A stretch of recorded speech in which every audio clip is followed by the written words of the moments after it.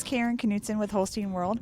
We're here today with Ken Trevina, a legend during the Hanover Hill days. We're visiting with him today in Port Perry, Ontario at the Terra Hill Stud. Ken, thanks for joining us. Thank you for inviting me. We'd like, for those of our viewers that don't know, could you tell us a little bit of background about your involvement with the Hanover Hill?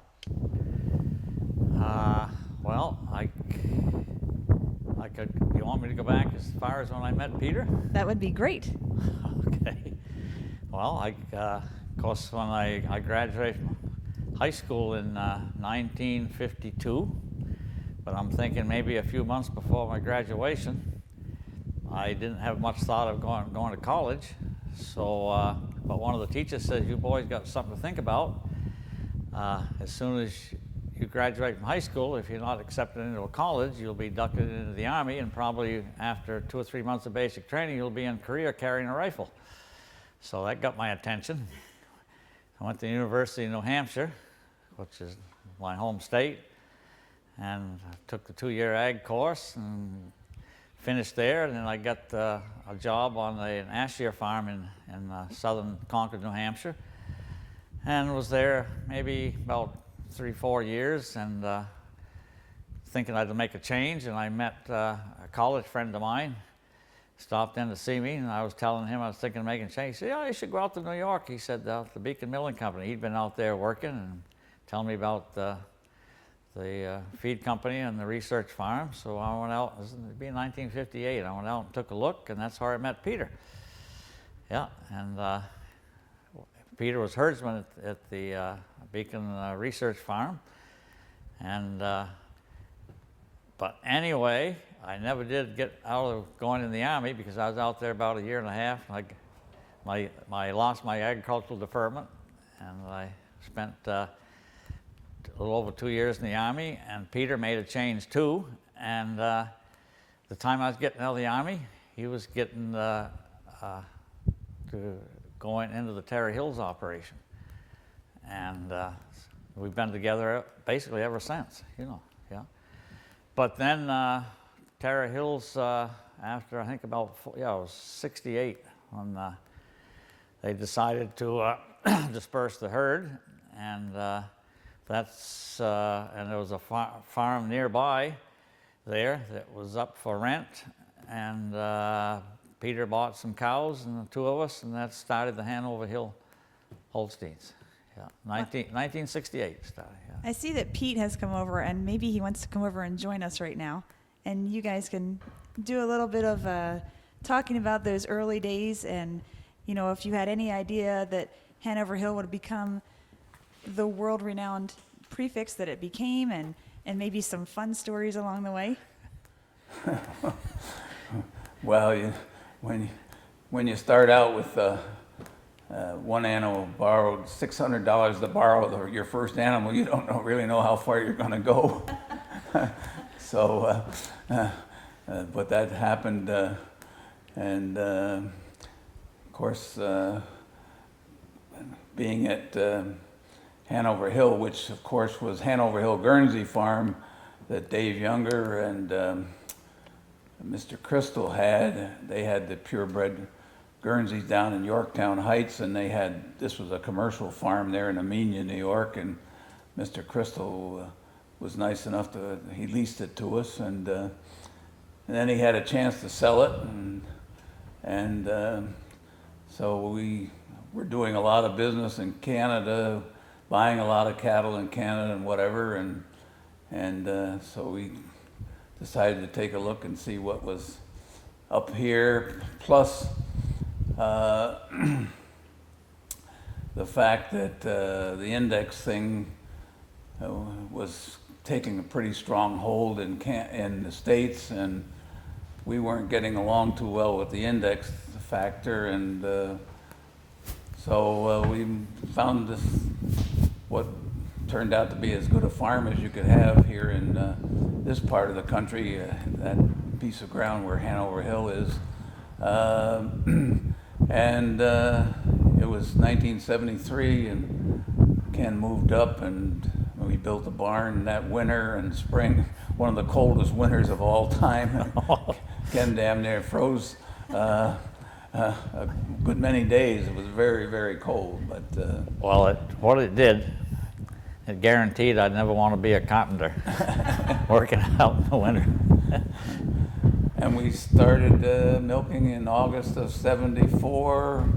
We had an open house. I think it was August 13th, 1974. And had a really nice party. A lot of people from Canada and the States and whatever were there, and it was a fun day. We were a lot younger in those days, and it was the beginning of what turned out to be a good successful run here in Canada, and we accomplished what we wanted. We were able to export to a lot of countries that we couldn't from the States. We were able to sell a lot of bulls that worked in here in Canada, and fortunately did a lot of good with Ken's management, day-to-day running the farm, and me and doing more of the marketing and so forth. If I was away, if he couldn't take care of it, I'm sure I couldn't. So that's the way that worked, and we've gone on from there. Yeah.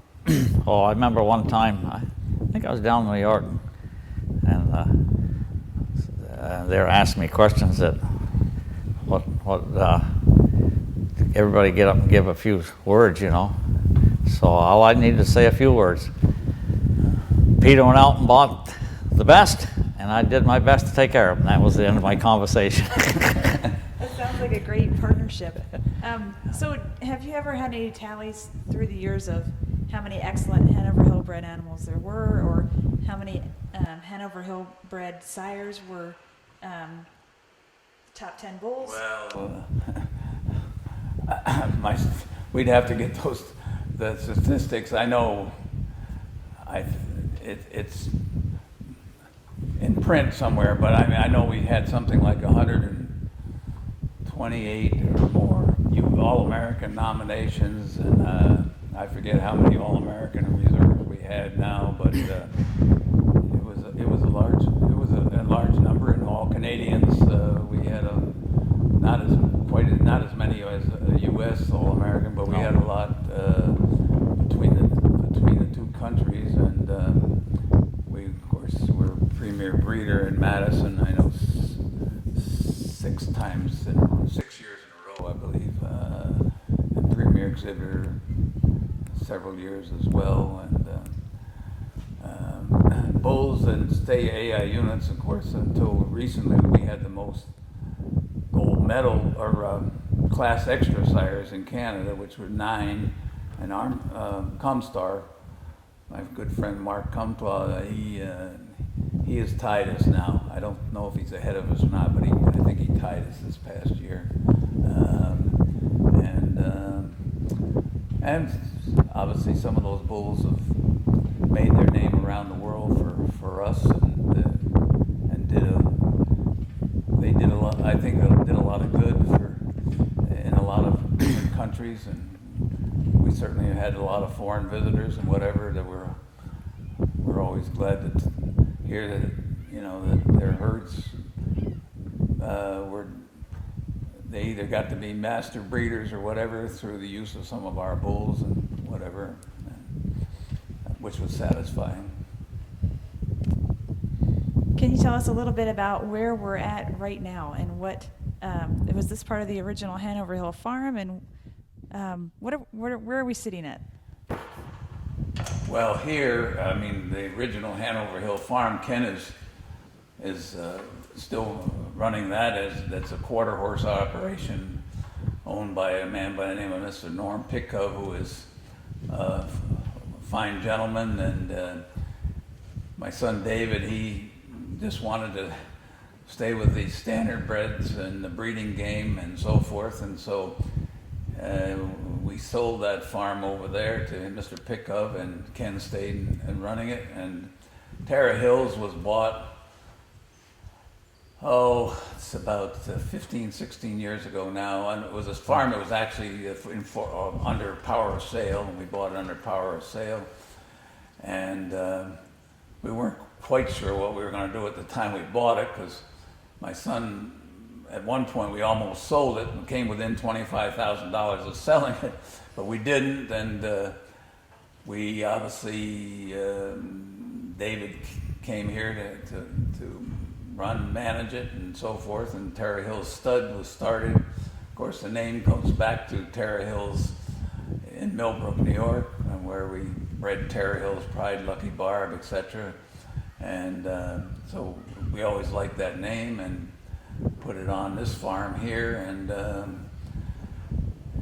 this farm, of course, we did a lot of work here, put a lot of fencing, increased the size of the barn, the office, and whatever. And it's grown this year. We're certainly number one in Canada for number of mares bred, and have been the last couple of years. And we're close, we're in the top three probably in North America for number of mares bred. This year we had 1,327 contracts, and I haven't seen the total of numbers. I mean, of course, you don't always get as many bred because you run out of time. The breeding season ends the 1st of July, and mares that foal late in June, whatever, some of them won't get bred. But anyway, this is, it's not near as good a farm land-wise as Hanover Hill. That's terrific land. This has got a sandier soil, but it has a nice ambiance for visitors, and it works very well for the operation that David's running here. And looking down the road, it's got potential as a training center, which is what it used to first was, or stud farm as we have it, whatever. It could be a fantastic veterinary center, and it could be for show horses. So it's got some future use if we ever decide to, or David does. Ken and I, we've take everything kind of day by day That's now. right. That's right. Since I'm going to be 80 in October, and he's going to be, what, 77? 77 in about 3 weeks. 3 weeks. So, but we're still haying and doing the mowing and raking and whatever and so forth, and so we're still hanging in there. We don't know enough to, I guess. Well, one thing about it was that, when this farm was going and we still had Hanover Hill, we had enough hay for the horses at Hanover Hill and horses here, and it's still that way. The new owner, Norm, he wanted to keep it that way, and so... We do all the haying on shares and so forth. And it still works good he's happy and it's working out, So you both went through the index era back in the day, and now you see the genomics era in the dairy cattle industry. Are you still involved enough to follow it? And if you are, what are your opinions on that? Well, I follow it to a degree.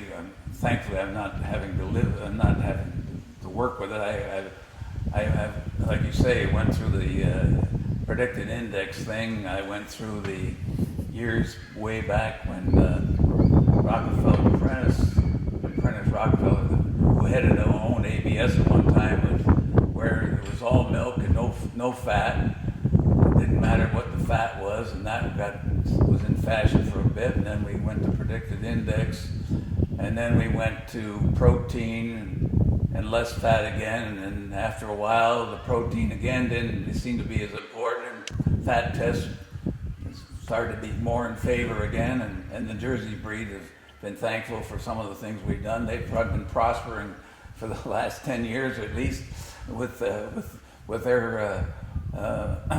fat and so forth, and along with their good type cattle that they're in. The Jerseys have certainly made great strides, and they're as we know, there's a lot of Holstein people who got some Jerseys in their herd these days because of some of the good things that the Jersey breed is doing, and I guess maybe we can learn something from them.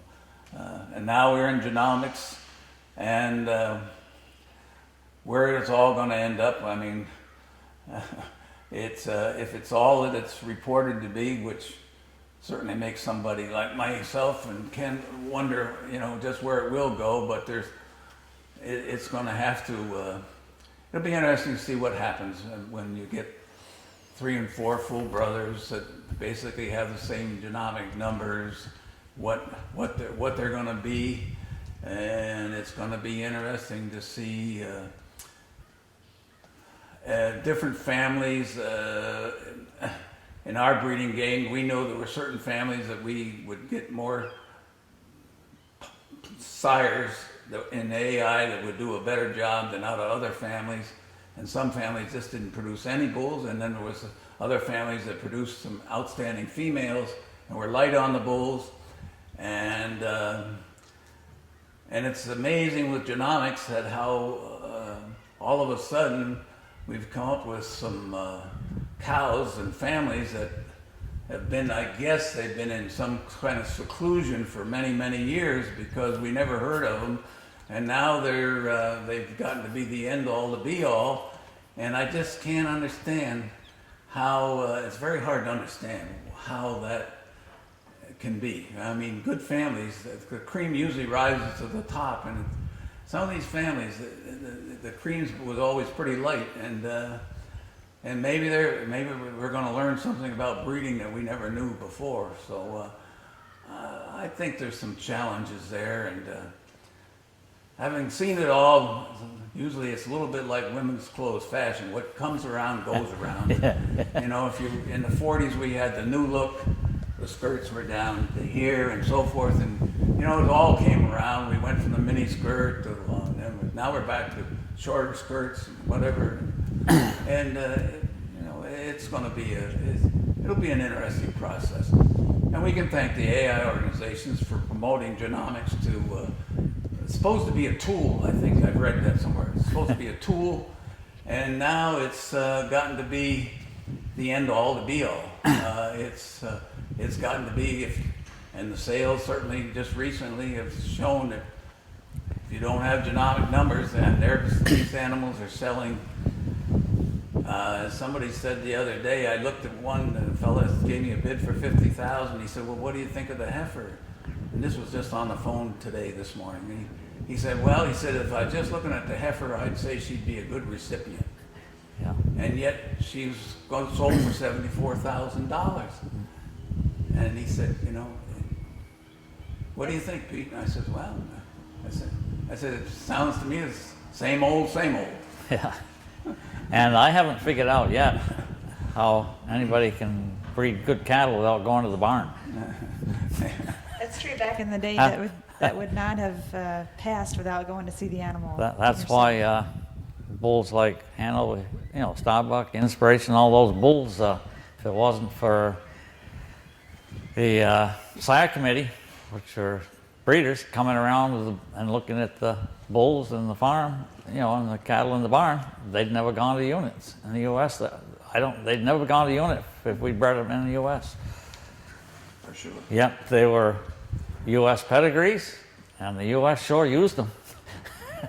All right, well, that's going to wrap up our first stage of our visit at Hanover Hill. Thank you, Pete. Thank you, Ken, for joining us. And we'll be back. We'll be back with some more. Very